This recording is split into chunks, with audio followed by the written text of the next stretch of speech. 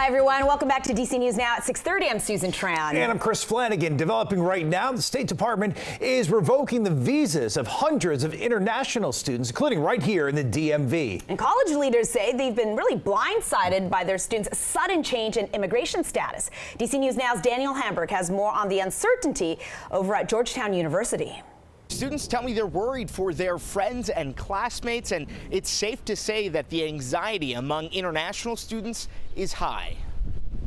Georgetown University says 10 of its community members had their immigration status terminated and that the government didn't inform the university. I think it's a gross violation of human rights and the Constitution, and I think it's a very grave sign for the future of free speech in this country. The school is warning students that the Department of Homeland Security is considering social media activity in its review of immigration benefit applications now. Every day, literally, people are wondering whether they're going to be next in line. Nader Hashemi is the director of the Al-Walid Center for Muslim-Christian Understanding. No one would ever think that some student would get hauled off in the middle of the night because they expressed an opinion on some global conflict, in this case, Israel-Palestine. That's what's happening. Secretary of State Marco Rubio says the government is focused on visa holders acting counter to national interest, including some who protested Israel's war in Gaza and those who face criminal charges. With them revoking the visas, I feel like that's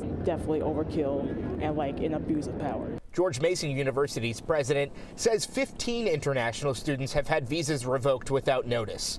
Diego Barbara, president of Jewish fraternity AE Pi at GMU, says he supports free speech and people supporting the Palestinian people. My problem is if you are not a citizen of this country and you are speaking out in support of a terrorist organization directly. A tracker from the website Inside Higher Ed shows more than 1,300 students from 210 colleges and universities have been affected. I hate to say this because I'm part of the American educational system.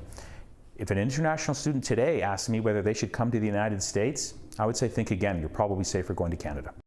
George Washington University also says it has a small number of students who have had their visas terminated by the federal government. They say they are working with the affected students and providing resources to the community.